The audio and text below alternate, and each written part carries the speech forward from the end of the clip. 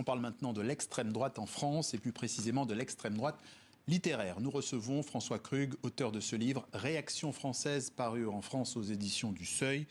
Yann Moix, Sylvain Tesson, Michel Houellebecq sont les figures littéraires mises en avant dans ce livre. Bonjour. Bonjour. Alors ce sont des écrivains qui sont politisés, qui ont une écriture très éditorialisée. Au fond, ce n'est pas si nouveau. Sur quoi avez-vous voulu mettre l'accent dans ce livre ? Alors j'ai voulu mettre l'accent sur l'émergence d'une extrême droite culturelle ou intellectuelle qu'on a tendance à sous-estimer en France. C'est-à-dire qu'on voit on voit évidemment l'émergence du Rassemblement national, les scores aux élections, mais il existe un monde intellectuel d'extrême droite qui est assez peu connu, assez peu traité dans les médias grand public, et auquel les écrivains que vous avez cités se rattachent parfois de façon très proche, parfois de façon un peu plus éloignée.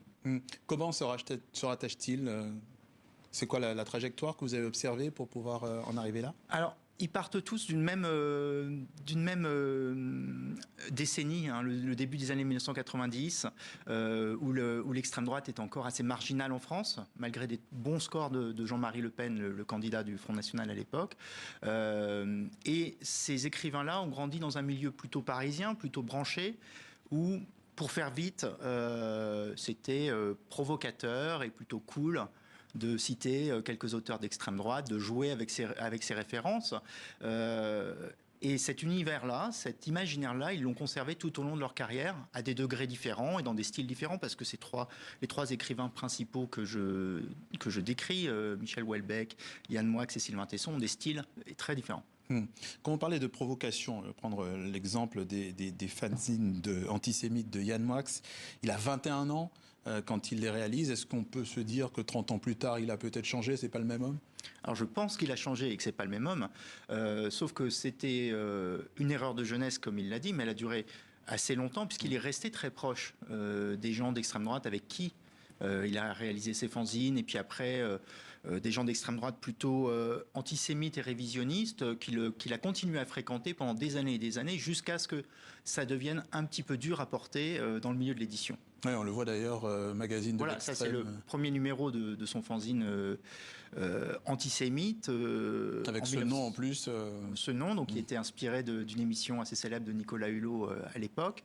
On est en 1989, c'est ça. Oui, on est en 1989. La France a connu le procès de Klaus Barbie, les provocations de Jean-Marie Le Pen avec des blagues antisémites qui ont fait de gros scandales en France. Pourtant, on a un étudiant lettré, puisqu'il est assez malin, intelligent, il est très cultivé, qui va faire ce genre de blagues. Donc pour vous, c'est pas anodin finalement que quelqu'un qui justement est intelligent fasse ce genre de choses ? Mais quelle est la part de sympathie intellectuelle et de provocation ? À vrai dire, je le sais pas, parce que les écrivains sur lesquels j'écris ont tous refusé de me parler, parce que le sujet est absolument trop sensible pour eux. Oui, j'allais vous poser la question. Oui. Mais il y a la part de provocation, puis il y a une part de séduction ou de fascination pour le soufre en fait.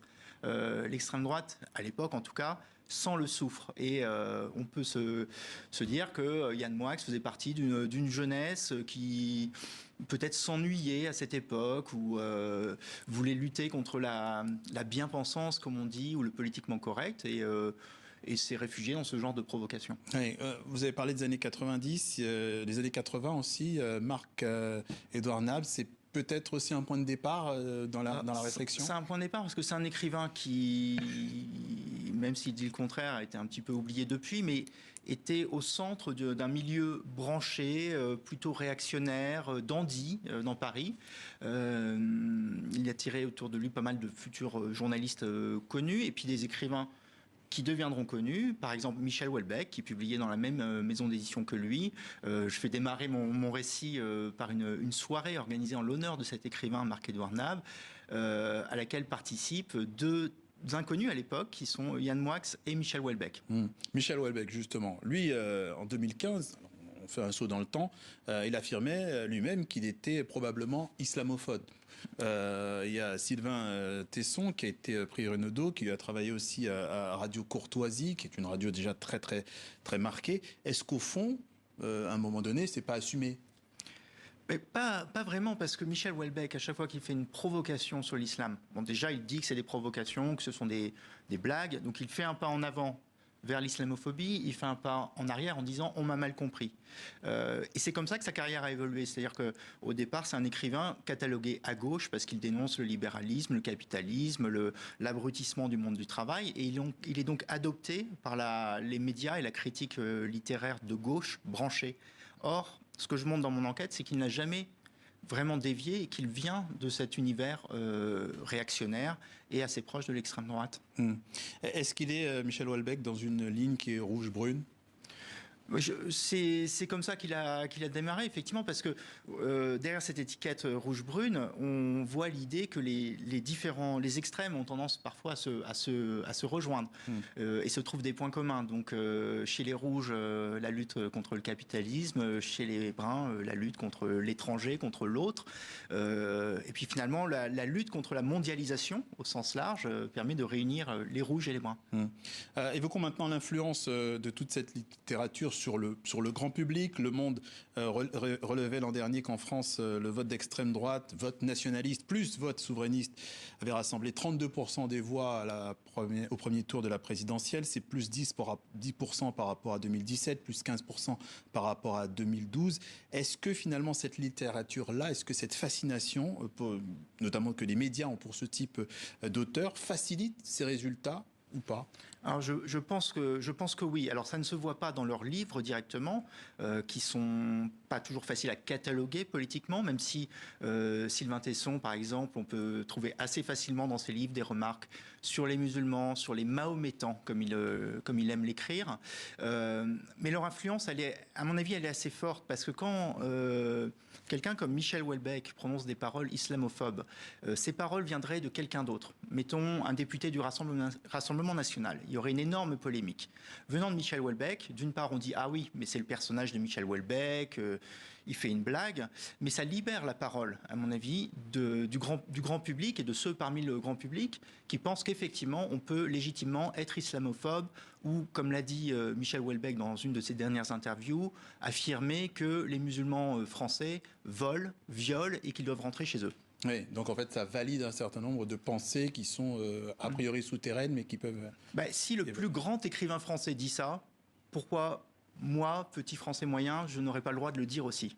Voilà, c'est à mon avis, la logique, elle est là. D'accord.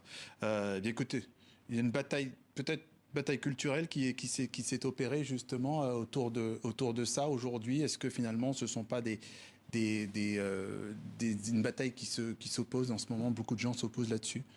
Elle est très forte, mais l'extrême droite a toujours affirmé en France que la gauche dominait le monde des idées, dominait le monde de la culture, dominait le monde littéraire. Or, ce que je montre dans mon enquête, c'est que c'est faux, ou en tout cas c'est beaucoup plus subtil que ça. L'extrême droite a toujours été présente, et à travers ses auteurs, à travers ses livres, à travers ces polémiques suscitées par Michel Houellebecq ou par Sylvain Tesson, elle émerge dans le monde des idées, et elle est beaucoup plus puissante qu'on ne le pense.